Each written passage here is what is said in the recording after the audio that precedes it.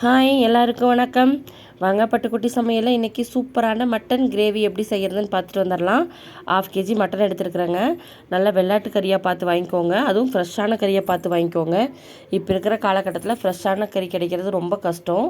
முடிஞ்ச வரைக்கும் நம்ம ஃப்ரெஷ்ஷான கறியாக வாங்கி சமைச்சு கொடுப்போம் குழந்தைங்களுக்கெல்லாம். ஒரு குக்கரில் சேர்த்து கொஞ்சம் மஞ்சத்தூள் சேர்த்துக்கோங்க.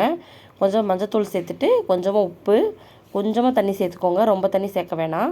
ஒரு விசில் விட்டு எடுத்துக்கலாம். உடனே மூடி போடக்கூடாது. நல்லா கொதி வரணும். கொதி வந்து ஒரு 5 நிமிஷம் கழித்து தான் நம்ம எப்போவுமே மூடி போட்டு மூடி வைக்கணும். அப்போ தான் அந்த கறியில் இருக்கிற பச்சை வாசமெல்லாம் போகும்.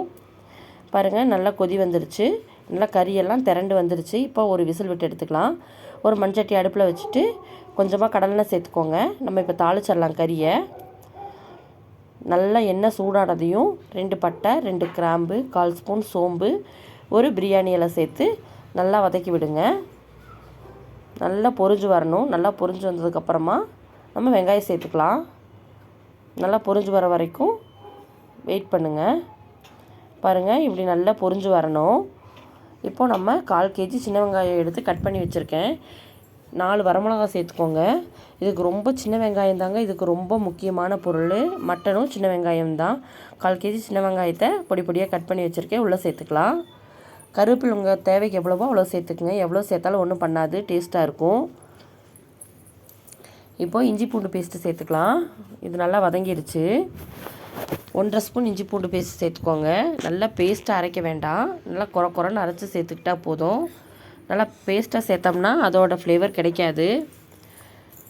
1/2 ஸ்பூன் இஞ்சி பூண்டு பேஸ்ட்டு சேர்த்துக்கோங்க. குறைன்னு அரைச்சி நல்லா பச்சை வாசம் போகிற அளவுக்கு நல்லா வதக்கி விடுங்க. நல்லா அடி பிடிக்கணும், அந்தளவுக்கு வதக்கி விடுங்க. பாருங்கள், மட்டன் சூப்பராக வெந்து வந்துருச்சு. ஒரே விசில் தாங்க விட்டேன். சூப்பராக வெந்து வந்துருச்சு. இதுவும் நல்லா அடி பிடிக்க ஆரம்பிச்சிருச்சு. இப்போ நம்ம வேக வச்ச மட்டனை உள்ளே சேர்த்துக்கலாம்.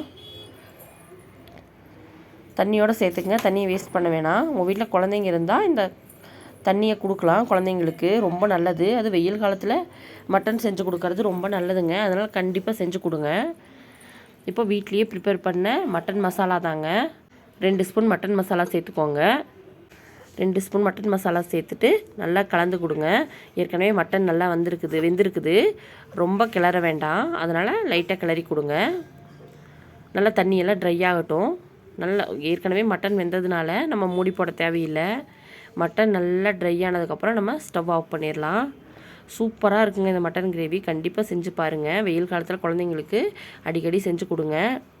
அதே மாதிரி உங்களுக்கு ஆட்டுக்கால் கிடைச்சாலும் வாங்கி குழந்தைங்களுக்கு சூப் வச்சு கொடுங்க. நல்லா ட்ரை ஆயிடுச்சுங்க. அதோட பச்சை வாசல்லாம் போயிடுச்சு.